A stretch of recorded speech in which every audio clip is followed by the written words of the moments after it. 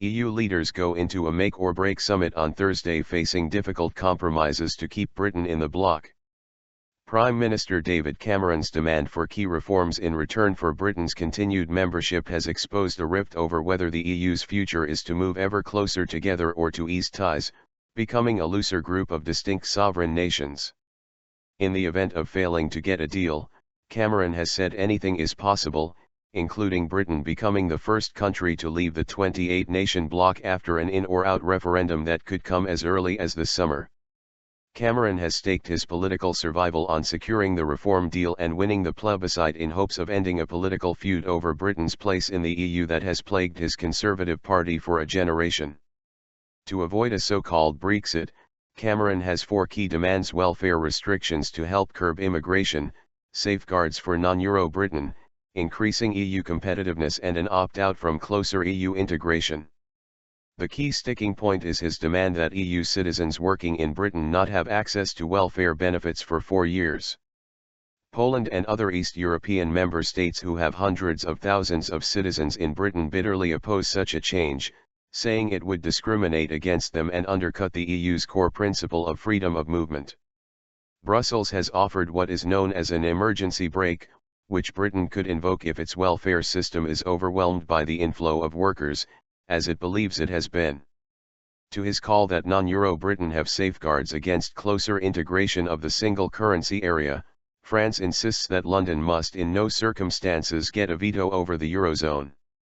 An opt-out from the EU's mission of ever closer union is also proving controversial amid charges concessions to London will create a two-speed Europe of countries wanting to limit integration and those wanting to press ahead. No guarantee of deal.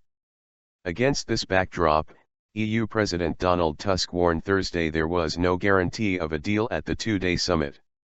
European Parliament President Martin Schulz also said on Tuesday that he would not block a deal to help keep the United Kingdom in the European Union, but may not back it fully. I can give you a guarantee that the European Parliament will, immediately after the referendum to stay in Europe, legislate on the proposal of the Commission, Schulz told reporters after his meeting with Cameron.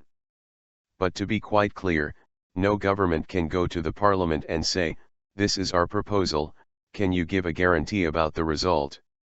This is not possible in a democracy, he said.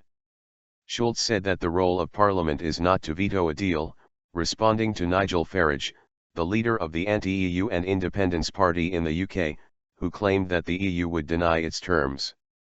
"The European Parliament doesn't have a veto, I completely refuse this rhetoric." Cameron won crucial backing, however, from German Chancellor Angela Merkel, the bloc's undoubted power broker, suggesting that despite Tusk playing down expectations, progress was being made on an agreement.